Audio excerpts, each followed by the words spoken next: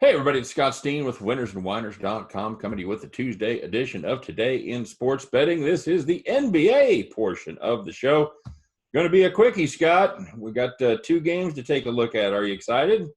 Kinda. I kind of miss having four games, even though I would somewhat ignore the early afternoon ones. I can truly say I've watched maybe, I'd say, two quarters of the last two Milwaukee Bucks games because I just genuinely don't care, and I just assume that Orlando's going to get killed.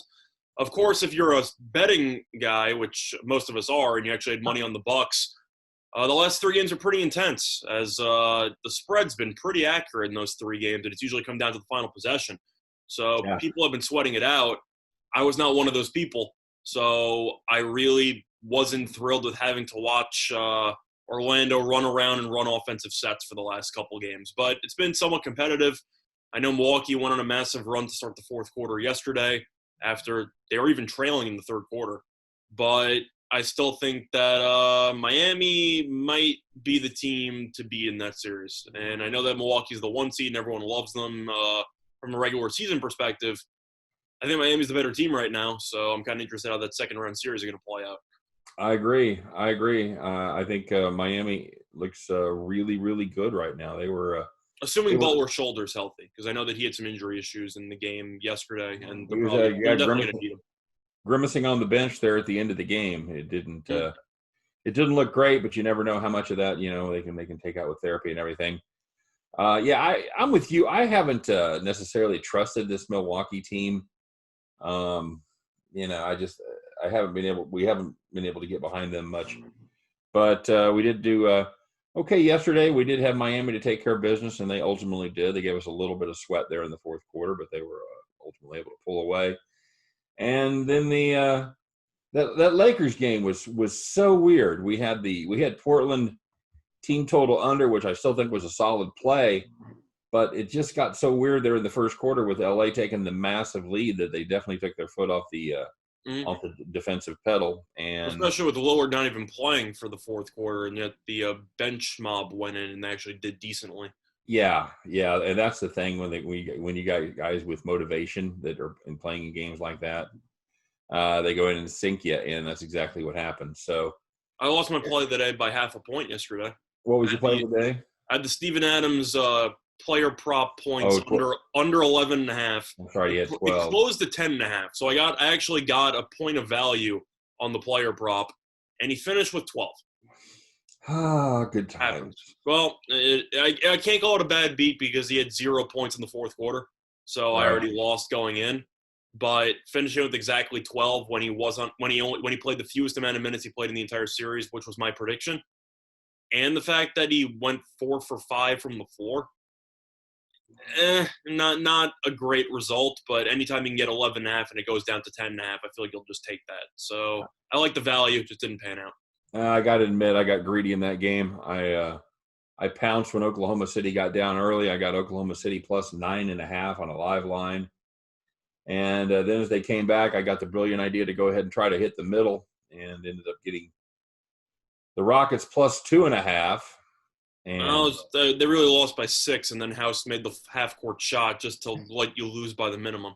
that would have been fun. That would have been fun if we'd had 3.5. That would have been one of the highlights of the betting season. I'm But happy Oklahoma City's making this a series because I picked them to win the series. I thought that they were a live dog even after they got killed in game one. And yeah, I know some people probably thought the series was over, and I never really gave up on Oklahoma City because I still think that Houston needs Westbrook if they're going to actually get through. Games have been close. I'm kind of curious if Westbrook coming back is going to help the Rockets or potentially hurt the Rockets based on the fact that he might be completely rusty, and he also might ruin a little bit of spacing because Houston loves to only shoot three-pointers. I got to assume it's going to help because Westbrook's one of the best drivers in the league.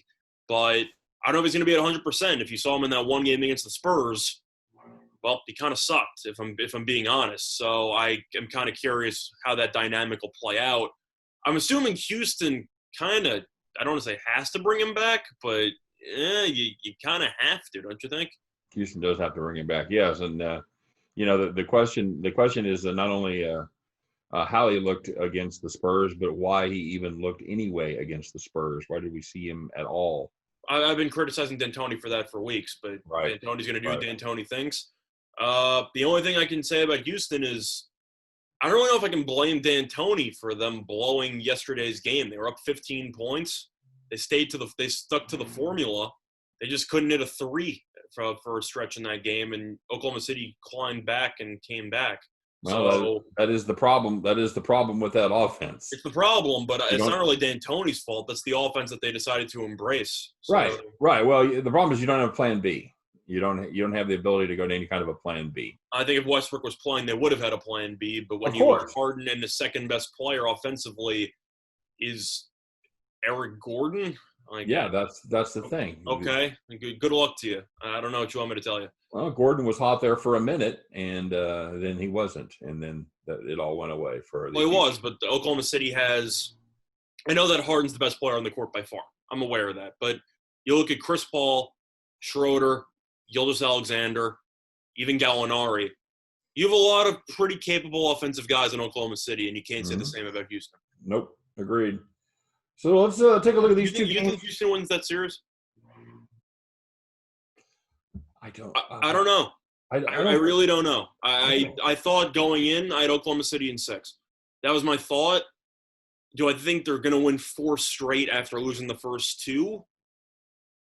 I don't know, but I know Harden also shoved a hand sanitizer thing after the game, so he's kind of pissed. He should be. I do think the more they face that lineup and that style of basketball, the more adept they become at guarding it. They, as in Houston, becomes adept, or Oklahoma City becomes Oklahoma adept? City. The more they face that small ball, the more they get the feel for the game. I think it only works against Houston. I think they don't win if they don't bring back Russ. How about that? I think you're probably right, which is why I had Oklahoma City winning the series. The key to that series to me was Dort. I know offensively he's not great, but defensively he's the best player to guard Harden by far on that entire roster. Now, does Harden still go for 30 and whatever? Yes. But Dort will make him work for it at least, and that's kind of half the battle. So right. Dort's the best defensive guy they have for Harden. And ever since he came back after missing the first 2 games, the team's looked significantly different defensively. Agreed. Anyway, sorry to interrupt. You can now transition into today's card. No, you're good, and that's a key that I haven't heard a lot of people talking about, and you're absolutely right. The defensive aspect of the game, I think, gets overlooked a lot. And when you're talking about a person with Harden's talent, you've got to have somebody who is adept at guarding him, or it's going to be a long night for your team. Okay, now we'll go. Utah and Denver. Well, this has pretty much been the line on this for a while. It's about the same as last game. Utah -3, 219.5. It did open up at 221.5.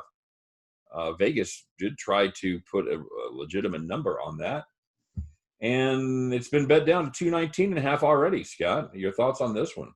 Well, my play today kind of supports the over, so I'm a little bit surprised by the line movement. I don't really get it.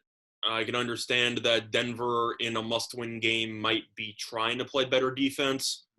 Hell, I kind of thought last game was a must-win game for Denver, and they gave up 120-something points again. Right. That's what they do. They can't stop anybody. They might be the worst pick-and-roll defense in the playoffs I've ever seen. It's actually amazing how terrible they are guarding a simple pick-and-roll. And with Mitchell, Gobert, even Conley now, and Clarkson, who's been great off the bench, I don't trust Denver's defense whatsoever. And even in an elimination game, if they are trailing, they're going to be fouling like crazy in the last 2 minutes. So I don't agree with this line move. I still like the over.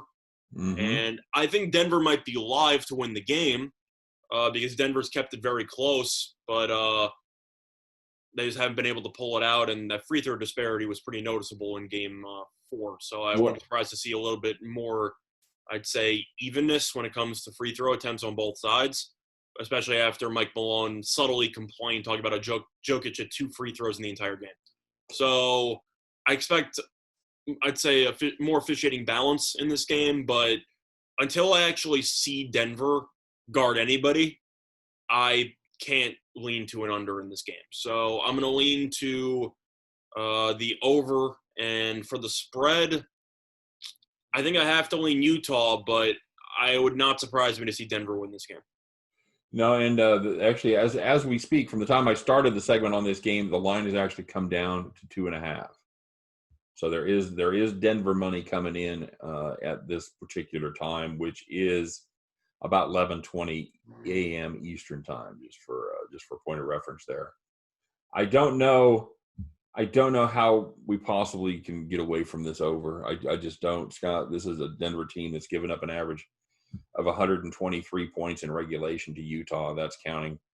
That's not Utah's 125 at overtime. That's Utah's 115 in Yeah. regulation. Even if this play loses, I think we've both agreed over the last week or so we're going down with the ship on Denver overs. Sure. That's kind of how you got to view it. Denver is one of the worst defensive teams I've seen, especially on a limited card, where the night game, the primetime game, is the very competitive game that I don't see much value betting with. If you're going for some angle here in the early game, you could lean Utah, but that line looks a little bit odd. And Mm-hmm. we have seen some questionable total moves as well that have not panned out in the playoffs so far. I know that the Denver total against Utah opened up at like 215 in game 5. No, game 4, I mean, and it totaled 250 points. So I don't really think it means anything. I don't know if it's a contrarian move. I don't know if they're expecting regression to the mean. All I know is the regression to the mean for Denver involves giving up 120 points instead of 125. Yeah, and So, Denver, and it's not like Denver just their defense became bad in this series. no, it's been bad. It's been 13 straight games. They've given up at least 110 points. Yeah, So, I don't know how you get away from that over there. I just don't. The aberration. The one time this game has gone under, it was an aberration where Denver contributed almost nothing. And I don't see that happening again. well, you shouldn't because money's coming on Denver as well. So they're literally just not expecting that to happen again. They're expecting Right. Denver to play well and then Utah to struggle offensively. And I don't know how I'm supposed to bet against a team that shot 57.5% in their last game. That's how bad Denver's defense was. Now you can say, well, Utah shot the lights out, maybe they'll regress.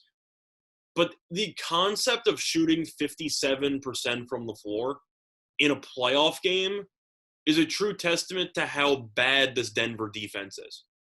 It is awful. Well, and I also think it speaks to the lack of an interior game too, because generally speaking, if you're shooting that kind of percentage, you're getting a lot of good looks. You're getting a Don't lot. get me wrong, I like Jokic. Your center defensively has to get more than 3 inches off the ground. Yeah. I don't know if Denver's going to switch around some rotations. I don't think they're going to put in Plumlee as well in the starting lineup or anything. They should be switching something up.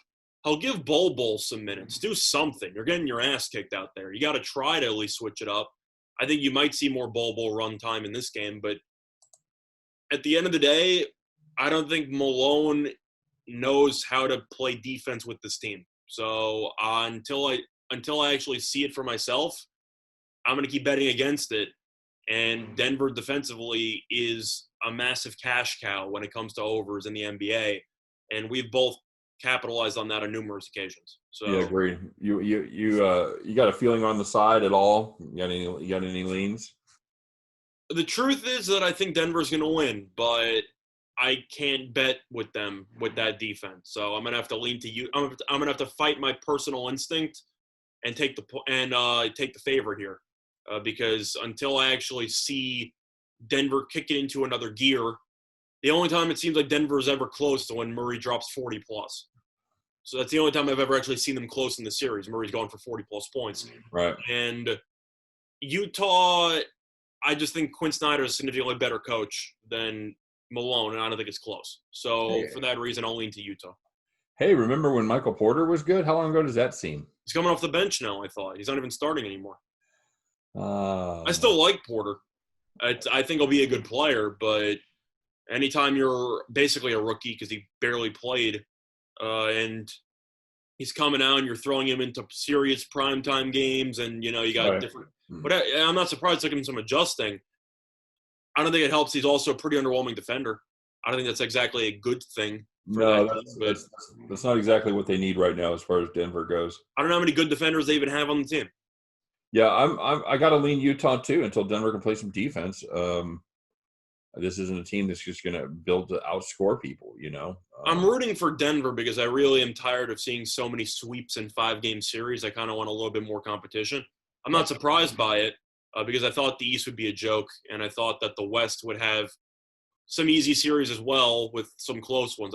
I think I had no game sevens, and the longest series I had was the Thunder Rockets going 6, which so far actually looks like a decent call. But I think we'll agree that more basketball is better. And I don't really want to see Utah of all teams just run through Denver because Denver's entertaining. They give up points. They're fun to watch. Oh yeah, I do like Denver. I like them quite a bit. I like them because even when they're giving up points, you either have money on the over, or you're just laughing at how bad their defense is. It's really just a win-win. So I'm hoping Denver wins tonight. But plus you have to wonder if Denver gets blown out early. Let's just say they're down 15, middle of the second quarter, or end of the first half. Are they throwing in the towel? I don't think they're really built to come back from down 15 in a must-win game, in an elimination game. I could see them folding. You've seen what they've done earlier in the series. They've lost 2 games by 20-plus points. After a no-show in Game 2, they had a complete no-show in Game 3. Game 4, they tried to do something, but it didn't work out. I wouldn't be surprised to see them throw in the towel if it gets ugly early. Yeah, if they get down 15-20 in the first half, I think you can stick a fork in them. Yeah, I'm going to be looking to make a live play on this one. Now, let's take a look at this other game, Scott. This is a game, I don't know how much we can really talk about it, because for me… I'm just getting the popcorn ready on this one. Yeah, I mean, you don't really know anything until you know what's going to happen with Porzingis, and that's going to be a game-time decision. Do you think he plays? I don't know. I don't know, Scott. I mean, he was a late scratch for Game 4, which was shocking for everybody because everyone was talking about how Doncic has the ankle injury. He's not going to play. And then I turn on the game, and it's like, oh, there's Doncic and no Porzingis. I'm like, wait a second. What happened? They just had a swap or something? What happened? Right. I thought the same thing. The late scratch is concerning. But the question you have is that Dallas won in miraculous fashion in Game 4. They were down 21 points. It looked bleak. Then they blew a double-digit lead in the fourth quarter. And then Doncic hit a 30-something footer to win the game. So does that make you believe that you need to force Porzingis back for Game 5? Yes. Now, you might make the argument for a coaching staff, which I disagree, which is that we won Game 4 without him. We don't need him for Game 5. I think that's complete nonsense. I think it was lucky you won Game 5. I think you needed 40, 17, and 13 from a guy with basically one ankle in order to win the game. I think you need Porzingis. But I do think that winning without him provides a false sense of security for the Mavericks moving forward, which I am concerned about based on the fact that they might not rush Porzingis back because they feel like they can, quote-unquote, survive without him. I don't think they can't be that dumb. I don't think you can. I think you'll agree with me, but I think that there was a significantly better chance of Porzingis playing this game if they lost Game 5. My opinion. Well, you might think that it's independent, it doesn't apply. I think it does apply. You would think so, without knowing the extent of his injury or actually, even what it is, because it was something that they hadn't talked about. It's a knee issue. Well, I mean, I know it's a knee issue. I'm saying it's very vague. I know Porzingis has had knee issues in the past, so you don't really know if – I don't want to say it's chronic, but you don't know how, I'd say, in danger of re-aggravating it he is. So I expect Porzingis to play personally.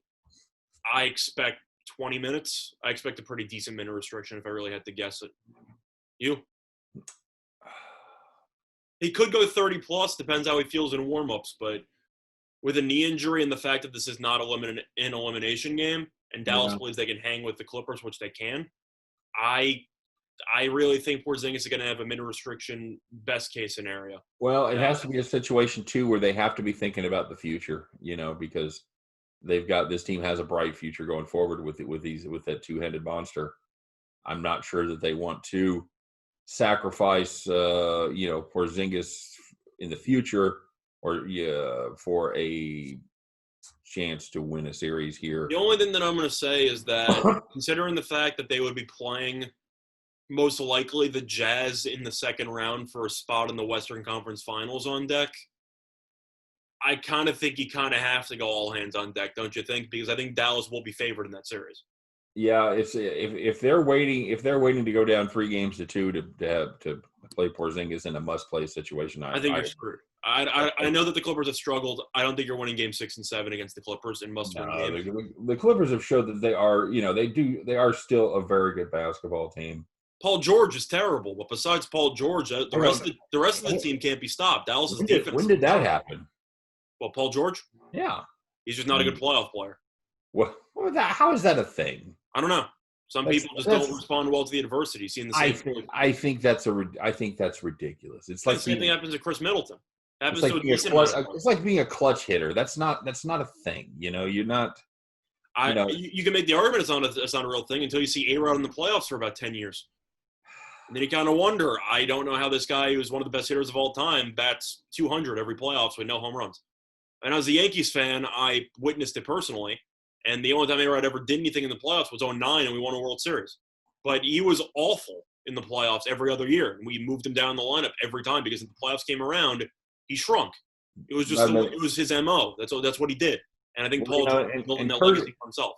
Kershaw's another guy that struggled in the playoffs, Do you think that's a coincidence, or do you think there's something to it? I can't understand. I know baseball's a different sport, but I feel like you kind of have to admit that it's not just a coincidence because it happens every year. I don't know how that can possibly be a thing. I don't know. I don't know either. I don't know if it's a mental thing. I don't know what the story is. All I know is that you have these players who put up really good numbers in the regular season. Then the playoffs come around and they forget how to play basketball. But you have to make the next leap and say, okay, well then in the playoff season they lose their skill, they get nervous. I mean, what's the position? Why would that be a thing? I think the issue that Paul George usually runs into is the fact that he's injury prone, and by the time it's the end of the season, he has shoulder issues. He's had shoulder and arm issues pretty much every year he's in the playoffs, especially if you remember him getting his elbow drained against while he was still on the Thunder. He just tends to have a lot of injuries, and you see him in post games, and he's wrapped up like a starting pitcher who just won a complete game 130-pitch shutout. So I think that his arm's messed up right now, and he's trying to shoot through it. I hate the fact. No, I'd buy that. I hate the fact that he can't shoot, and he's still attempting 17 shots a game. Stop shooting the ball. But he's like, yeah, I'm not really, I got to make impacts on the game. I'm not hard, and I'm going to make contributions defensively, whatever. I'm like, great. Stop shooting the ball 17 times when you're 3 for 17 from the floor.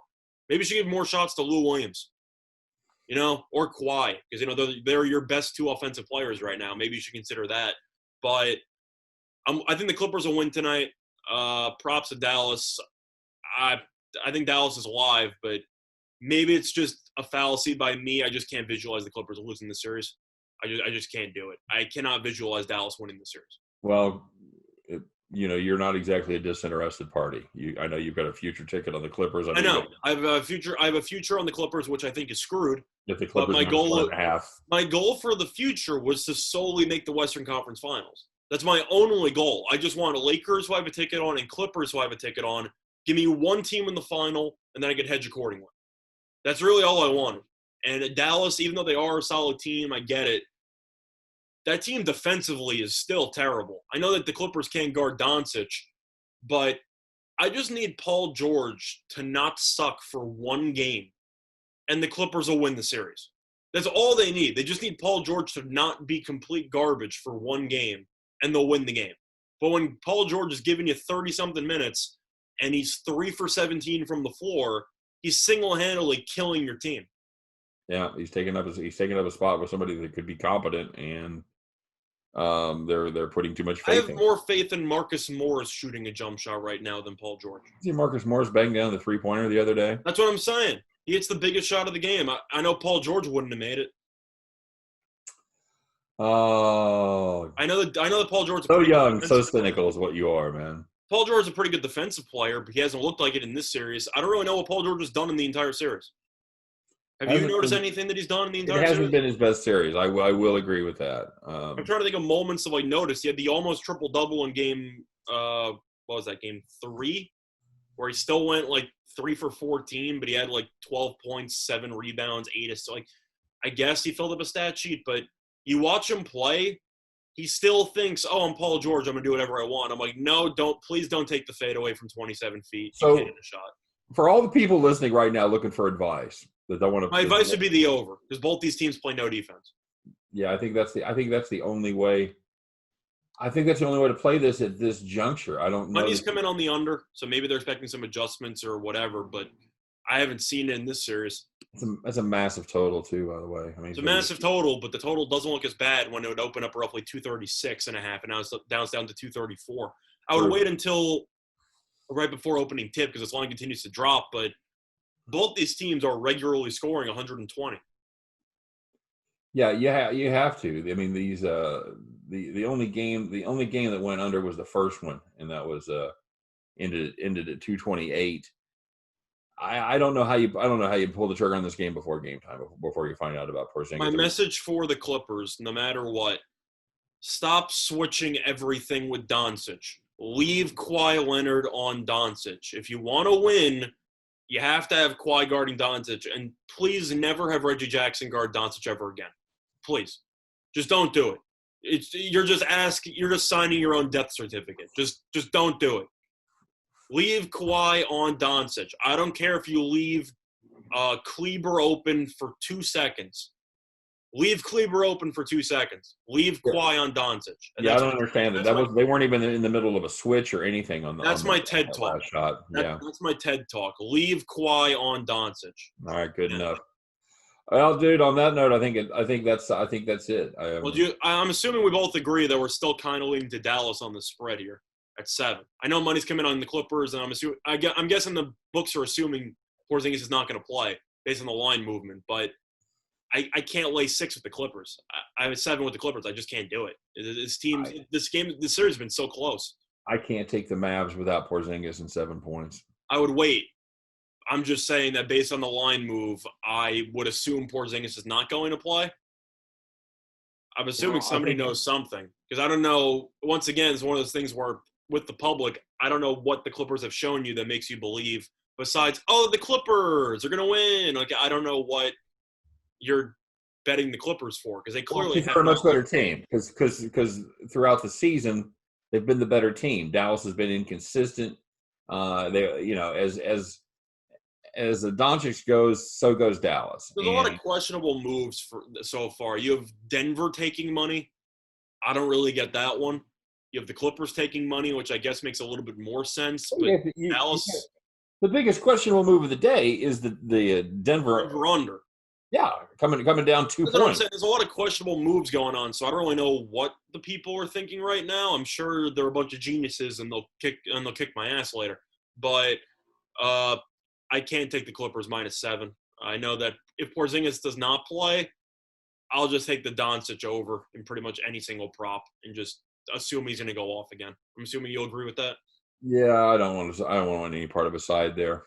I'll take the Doncic over in assists because worst case is they'll trap him every time he goes down the court and he should have some wide open shooters. Yeah, that's fair enough. All right, bud. Well, there you go. That's quite a show today. We have 2 games, and one of the games we really don't have enough information to make an educated play on. So super. I leaned over, but once again, if Porzingis plays, it definitely helps. That would be my play as well. I don't have a full-throated over. I do have a lean. You'd have to lean over.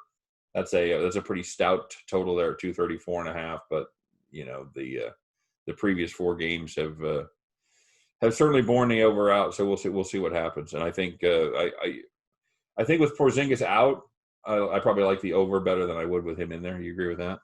I think you can make the argument for the over in both cases because I don't think Porzingis is a great rim protector by any means. And at the same point, Dallas going small. I mean, I know Boban plays like 15 minutes, and truth is, I think whenever Boban's on the court, I think the Clippers get outplayed. I think Boban's the biggest X factor on the team for Dallas because every time he comes in the game, the Clippers offensively are just I don't know what it is, but if you look at Boban's plus minus in the series, right, probably very high. It seems that they always go on a run whenever he's in the game, but I agree because Dallas goes small, they have no rim protection, and they give up a lot of easy layups at the rim. Right. So keep that in mind. But Dallas' offense is also a lot better whenever Porzingis is in the game. So you make the argument for both sides. Fair enough. All right, buddy. There you go. That's our NBA show for today. In summary, it's a pretty dicey card today. It is. Well, I think you have one dicey game. No, I'm saying based on line movements, it's a pretty dicey card today. A lot of questionable line moves that are going on. Yeah. In my opinion. Yeah, I agree. Yeah, it's seems to be, it's always a double-edged sword when you see the line move. When you Because see you go, oh, I'm getting better value, but right, oh, this is clearly a trap. What am I doing? right, yeah, that is such the paradox of a sports bettor. When the line moves in your favor to give you a better price, Is this good or bad? your first thought is, what's wrong with that bet? What's wrong with that bet that I'm thinking They about know making? something. The sharp money's all over it. They know Yeah, something they don't. right. Yeah. And I mean, I don't know, Scott. Are there a ton of people that study this more than we do at this point? I mean, honestly, this is what we do. This is how we spend our time. This is how we spend our days.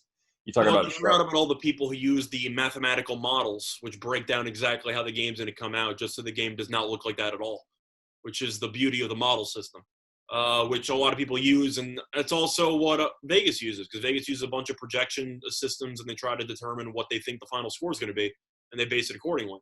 So that's kind of what people do. I don't really have access to the same model software and stuff like that, so I kind of just eyeball it, use my stats, and break it down. But I don't know. I guess they're just assuming that both games should play out accordingly. According to the spreads, they basically think Denver is going to win, and they think the Clippers are going to win by destruction. And that seems to be where the lines are headed, and I don't know if I agree with that. Yeah, I don't know that I do either, but we'll see what happens. It'll be interesting. Right now, it's juiced a little I'm just bit. hoping for good basketball. Yes. That's really all I care about. I'm not going to have any play on the Clipper game. I don't think either of us are, because I think that series is just so close. I'd rather just watch it and just enjoy the show. I'll take a spin with Dallas if Porzingis plays. That's fair. I think I'll probably, if I was going to play, I would take a spin on Doncic assists. Okay. Because I think the worst case is they trap him every time. But I'm just going to watch the game. It should be fun, and we'll see. As long as there's not some ridiculous line move where, if Porzingis plays, it goes from 7.5 to 4.5. Yeah, and you're going, oh, the markets hate Porzingis, and I'm going, right. I guess, okay, I don't know. Exactly. All right. Well, hey, let's do a little baseball show on the other side. So this is it for the NBA today. 2 games. Enjoy them, everybody. We're getting there. We're getting close. We're getting close to the finals. It's our it was our first day without 4 games. That's I'm already feeling the withdrawal. So hope you guys have other stuff to bet on, other stuff to watch today, and we'll do the baseball side and see if we can help you out a little bit there. For now, for myself, for Scott Reichel, for all of us over here at winnersandwhiners.com. Of course, don't forget to check out winnersandwhiners.com for yet another view on each of these games. Some of the finest handicappers in the world working over there. It is the #1 site for predictive analytics, analysis, and predictions each and every day. So check out winnersandwhiners.com, our sister site at statsalt.com as well. For myself, for Scott Reichel, for all of us over here at Winners and Whiners, appreciate you guys watching today. As always, couldn't do it without you. Good luck on all of your plays, and we'll see you next time. Take care.